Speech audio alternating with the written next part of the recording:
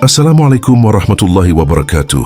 Selamat datang kembali Sobat Rumi. Semoga kedamaian, rahmat dan cintanya selalu menyertai langkah-langkah kita hari ini. Di video kemarin, ada seorang sahabat yang bertanya di kolom komentar, bagaimana ciri atau tanda bahwa sebuah nikmat benar-benar diberkahi oleh Allah? Pertanyaan sederhana, tetapi membawa kita masuk pada pembahasan yang sangat dalam, bahasan yang tidak hanya menyentuh akal, tetapi juga menyentuh hati. Dan inilah jawabannya. Jawaban yang bukan hanya menjelaskan apa itu nikmat yang diberkahi, tetapi juga membantu kita mengenali apa yang sebenarnya sedang kita rasakan dan kita jalani dalam hidup ini. Sobat Rumi, seringkali manusia merasa bahwa banyaknya harta, tingginya jabatan, atau melimpahnya kesenangan adalah tanda bahwa Allah sedang memanjakan dirinya.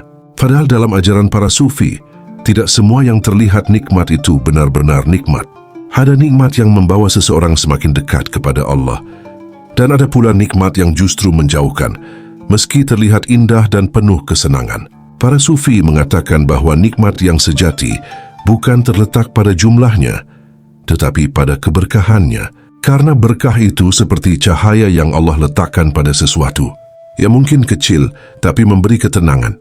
Ya mungkin sedikit, tapi mencukupkan. Ia mungkin sederhana, tapi membuat hati merasa penuh. Dan sebaliknya, ada pula orang yang diberi banyak, tetapi hatinya kosong. Ada yang diberi berlimpah, tetapi jiwanya gelisah. Ada yang tampak berhasil, tetapi langkahnya semakin jauh dari Tuhannya. Disinilah kita mulai memahami bahwa keberkahan bukan tentang apa yang terlihat oleh mata, melainkan tentang apa yang dirasakan oleh hati. Hari ini kita akan bersama-sama menyelami tanda-tanda dari nikmat yang benar-benar diberkahi. Bukan hanya untuk mengenali apa yang kita punya sekarang, tetapi juga agar kita bisa memperbaiki cara menerima, mensyukuri dan menjaga nikmat yang Allah titipkan. Pembahasan ini akan membawa kita melihat lebih jernih. Apakah nikmat yang kita rasakan hari ini sedang menuntun kita kepada kebaikan, ataukah diam-diam sedang menjauhkan kita dari jalan yang benar? Semoga penjelasan ini menjadi cermin bagi diri kita sendiri dan simak hingga akhir agar pemahaman ini menjadi cahaya dalam perjalanan hidup kita. Sobat Rumi yang dirahmati Allah, sebelum kita masuk ke tanda-tanda nikmat yang diberkahi, ada satu pemahaman penting yang harus kita pegang terlebih dahulu, bahwa tidak semua nikmat adalah bukti cinta dan tidak semua kesulitan adalah bukti murka. Kadang Allah memberi nikmat untuk meninggikan derajat. Kadang Allah memberi nikmat untuk menguji, dan kadang Allah memberi nikmat justru sebagai bentuk istidraj, nikmat yang membuat seseorang semakin jauh darinya tanpa ia sadari. Karena itu, para sufi selalu berhati-hati melihat nikmat. Mereka tidak melihatnya dari besar atau kecilnya, dari banyak atau sedikitnya, tetapi dari apa yang terjadi pada hati setelah nikmat itu datang. Hari ini kita akan membahas 7 tanda bahwa nikmat yang kita miliki benar-benar diberkahi oleh Allah. Tanda yang tidak terlihat oleh mata, tetapi dapat dirasakan oleh hati yang jujur. Dan mari kita mulai dengan tanda pertama, yaitu nikmat yang membuatmu semakin dekat kepada Allah. Sobat Rumi, tanda paling dasar dan paling jelas dari nikmat yang diberkahi adalah ia mendorongmu untuk semakin dekat kepada Allah. Ketika Allah memberi rezeki, dan rezeki itu membuatmu semakin sering bersyukur, semakin disiplin beribadah, semakin takut berbuat salah, itu tanda keberkahan.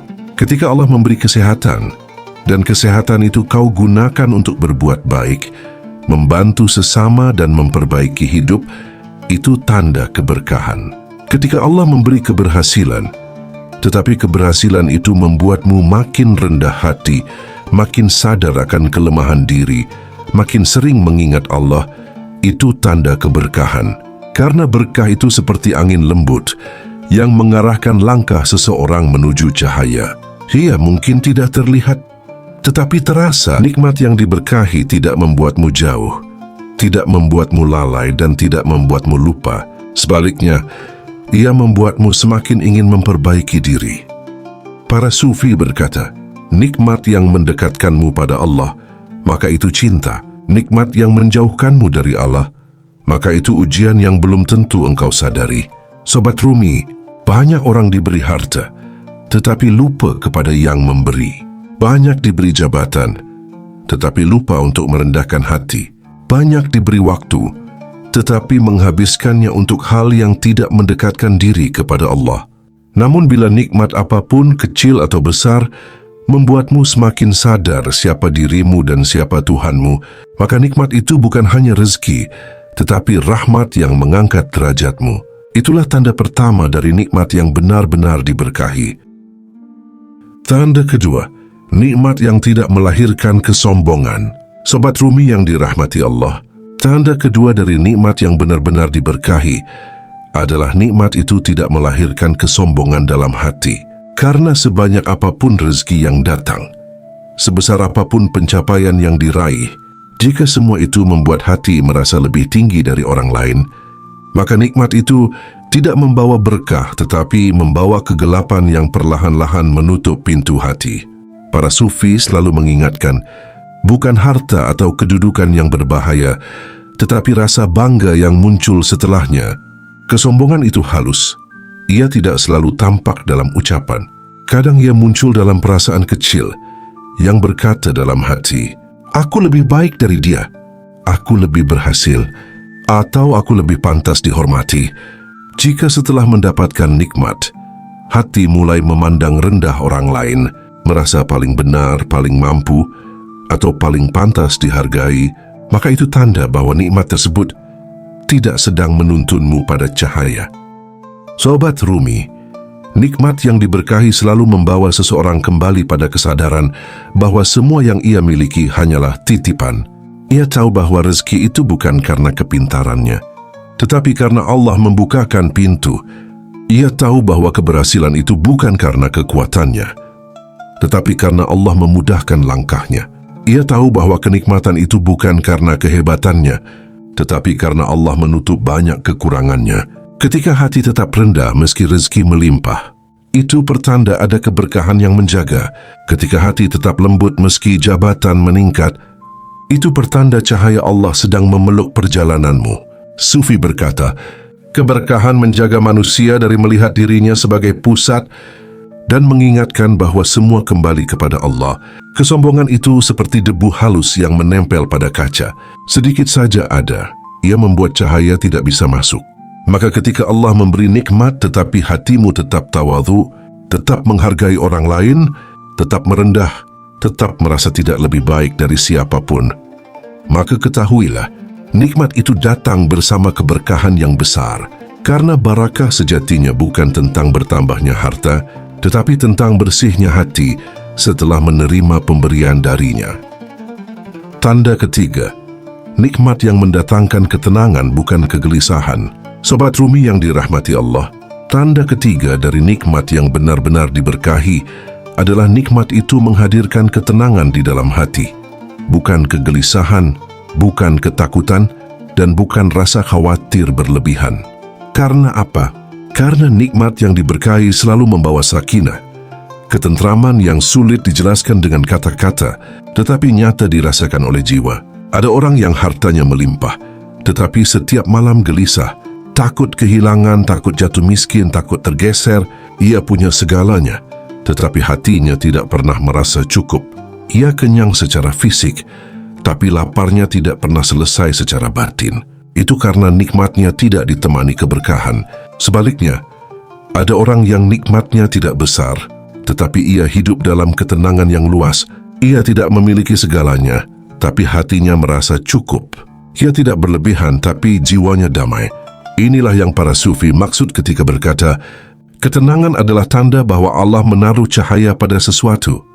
Sobat Rumi, nikmat yang diberkahi tidak mengambil kedamaianmu. Ia justru menambahnya.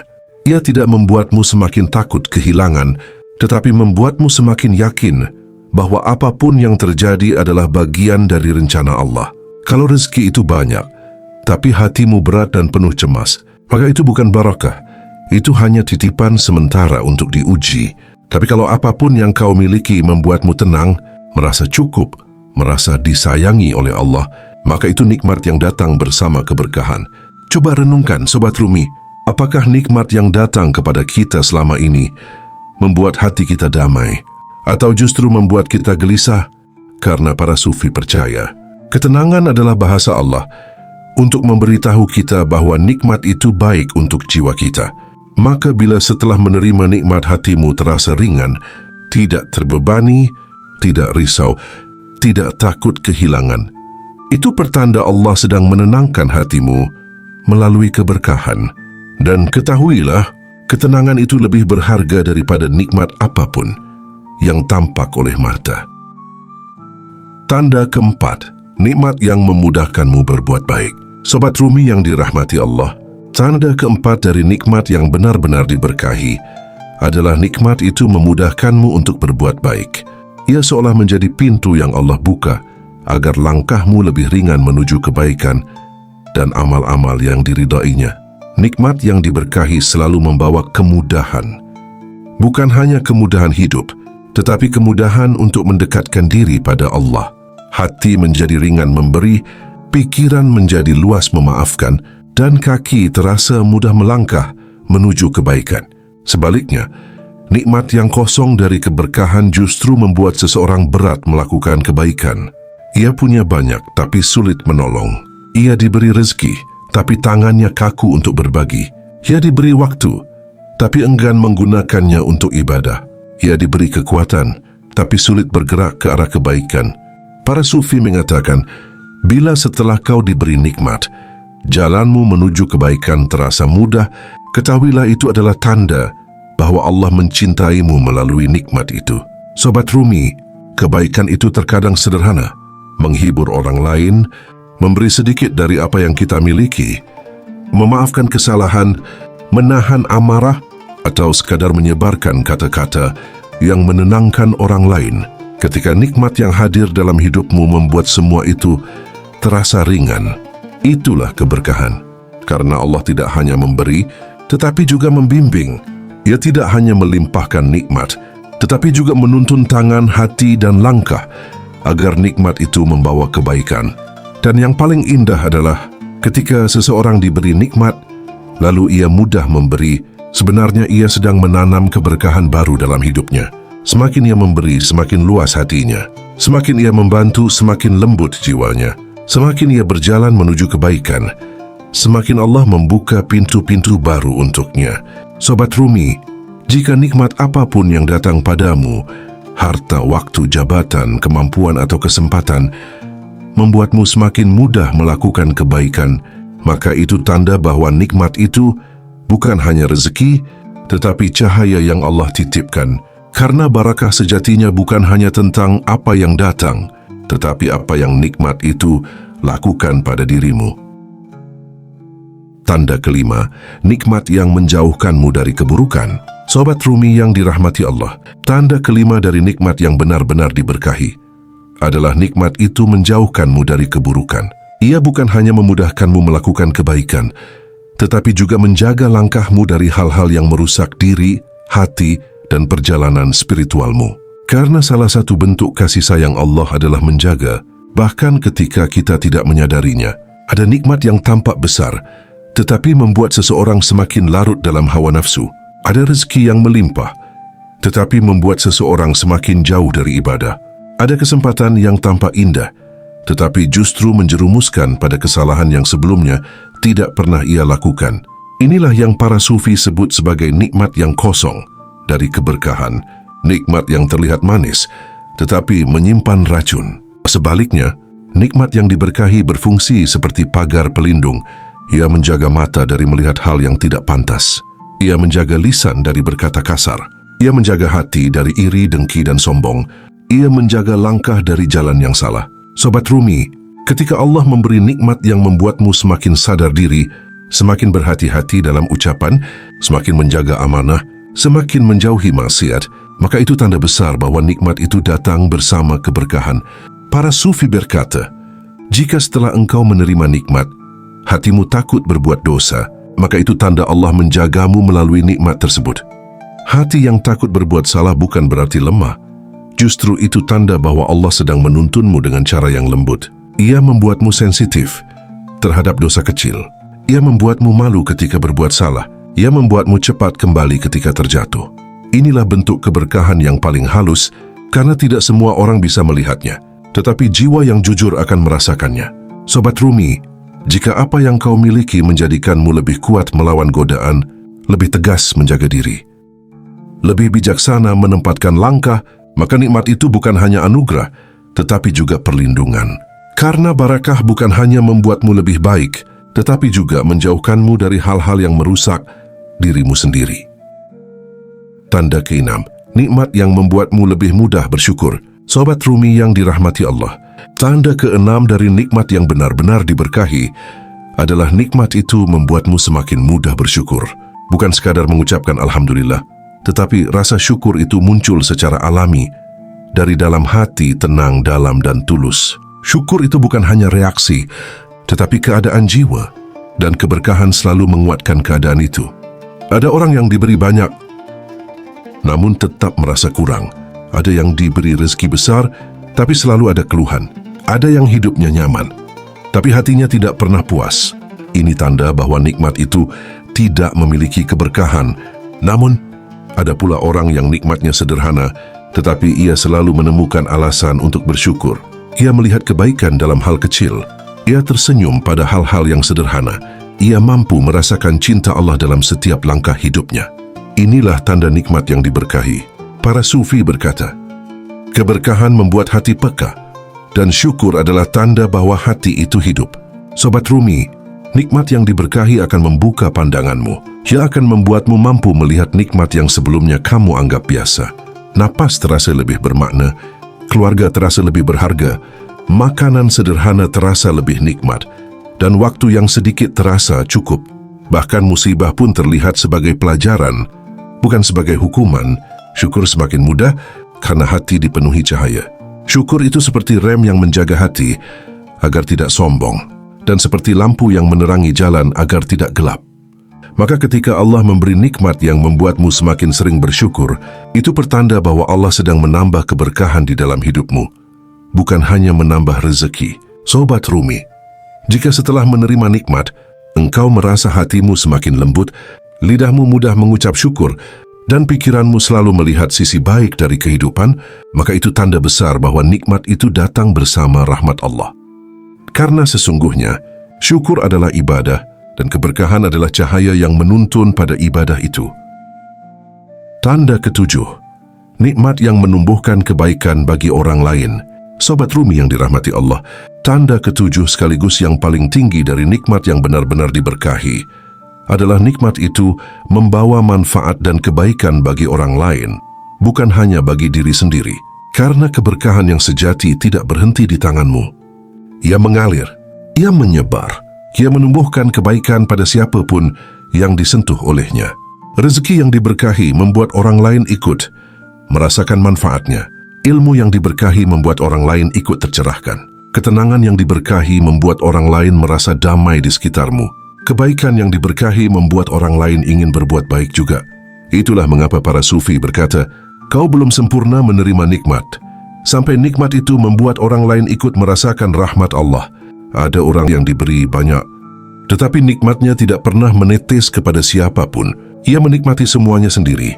Ia hidup dalam kelebihan, namun keluarganya kekurangan kasih sayang, temannya jarang dibantu, dan tetangganya tidak pernah merasakan kebaikannya. Itu tanda nikmatnya tidak membawa barakah. Sebaliknya, ada orang yang nikmatnya sederhana, tetapi keberkahannya begitu luas. Senyumnya membuat orang lain tenang. Kehadirannya membuat suasana lebih damai. Ucapannya menenangkan hati yang gundah. Sedikit yang ia punya, tapi banyak yang orang lain rasakan. Inilah tanda tertinggi dari nikmat yang diberkahi. Karena Allah tidak hanya mencintai orang yang menerima nikmat, tetapi juga mencintai orang yang membagikan nikmat itu. Sobat Rumi, jika apa yang kau miliki membuat orang lain merasa lebih baik, lebih bersemangat, lebih tenang, lebih optimis, lebih dekat kepada Allah, maka itu nikmat yang penuh keberkahan. Keberkahan itu luas. Kadang berupa harta yang membantu banyak orang, kadang berupa kata-kata yang menenangkan jiwa, kadang berupa waktu yang kau luangkan untuk seseorang, kadang berupa kebaikan kecil yang tidak terlihat, tapi dicatat besar di sisi Allah. Ingatlah, nikmat tanpa keberkahan hanya berakhir di dunia. Tetapi nikmat yang diberkahi membawa manfaat hingga akhirat. Dan ketika engkau diberi nikmat yang membuat banyak orang merasakan kebaikanmu, itu tanda bahwa Allah sedang menjadikanmu sebagai jalan kebaikannya. Itulah puncak dari semua tanda keberkahan. Sobat Rumi yang dirahmati Allah, pada akhirnya, nikmat itu bukan tentang seberapa besar yang kita dapat, bukan tentang jumlah harta, tingginya jabatan atau luasnya dunia yang kita kuasai. Hakikat nikmat yang sesungguhnya adalah seberapa besar rasa syukur yang lahir di hati dan seberapa banyak kebaikan yang bisa kita sebarkan kepada orang lain. Karena nikmat tanpa syukur hanyalah angka, tapi nikmat yang disyukuri berubah menjadi cahaya yang menenangkan hidup. Berkah itu bukan hanya ketika kita menerima rezeki, tetapi ketika rezeki itu membuat hati kita lapang, membuat jiwa kita tenang, membuat langkah kita ringan menuju kebaikan. Berkah adalah ketika tubuh tetap sehat, ketika kita dikelilingi orang-orang yang baik, ketika hidup terasa cukup meskipun tidak berlebih, ketika hati merasa kaya meski dunia tidak memujimu, dan yang paling indah, berkah itu terasa ketika rezeki seolah tidak ada habisnya, bukan karena jumlahnya banyak, tetapi karena Allah selalu menambah, selalu mencukupkan, dan selalu membuka jalan-jalan yang tidak pernah kita duga. Sobat Rumi, hidup yang diberkahi bukan hidup yang paling kaya, tetapi hidup yang paling bermakna, bukan hidup yang paling tinggi, tetapi hidup yang paling tenang, dan bukan hidup yang paling banyak mendapatkan, tetapi hidup yang paling banyak memberi. Dan jika pembahasan ini membuat pemahaman baru, silakan tulis angka 99 di kolom komentar. Sebagai doa dan tanda bahwa aku ingin hidup dalam keberkahan Allah, dengan hati yang lapang, rezeki yang cukup, dan kebaikan yang terus mengalir tanpa henti. Terima kasih sudah mendengarkan hingga akhir. Semoga apa yang kita bahas hari ini menjadi pengingat, menjadi pelita bagi hati, dan menjadi jalan untuk semakin dekat dengan Allah. Sampai jumpa di pembahasan berikutnya. Semoga Allah menjaga langkahmu, melapangkan rezekimu, dan memberkahimu di setiap sisi kehidupan. Wassalamualaikum warahmatullahi wabarakatuh.